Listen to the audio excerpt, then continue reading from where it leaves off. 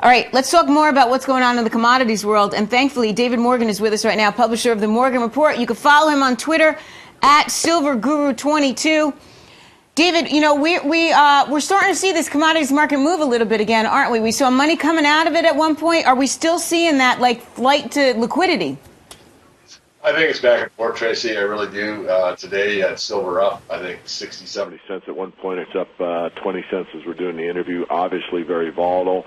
I think the commodity sector as a whole is kind of finding a bottom in here.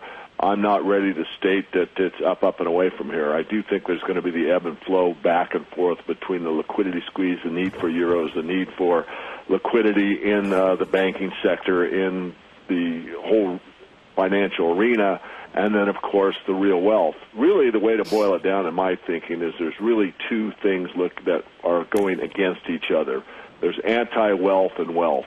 Commodities represent real, tangible wealth. Everything in the commodity sector is needed.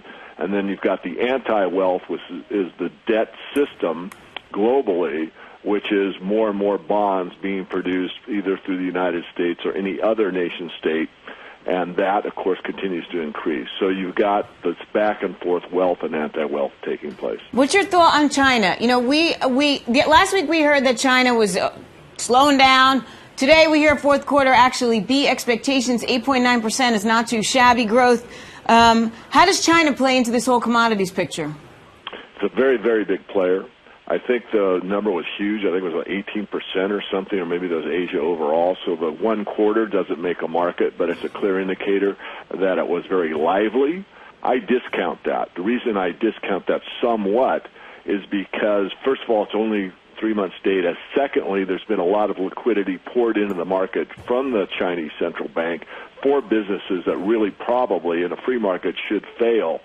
Also, China is so overbuilt right now with so many buildings that are really unoccupied. The one thing I'm really favorable to on China is energy. Everything on the planet runs on energy, and that's important. The commodities as well. They're going to continue to need more commodities. But I think this is a little bit of a cart before the horse on this last quarter. I see the trend overall slowing down for China for a while. Doesn't mean the commodities going into China are going to slow down significantly, especially the energy sector.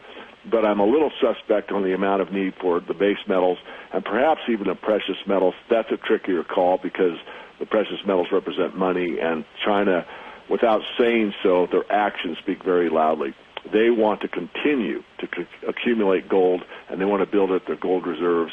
And it is my hypothesis, among others, that maybe at some point there'll be a gold-backed yuan or renminbi. That would be years away in my view, because in order for them to get a substantial enough gold for that to take place, they'll have to accumulate slowly over time. They can't do it overnight or just blow the door off the gold market. You know, we heard from China the other day, one of their iron companies saw a big drop in profits because they're not making as many cars, right? Again, it comes down to population. And yet you get copper hitting somewhat of a high the other day. So there's a big disparity in the different in the different metals, isn't there? Absolutely, and it's, you know, to maybe beat it to death, it's sort of settling in.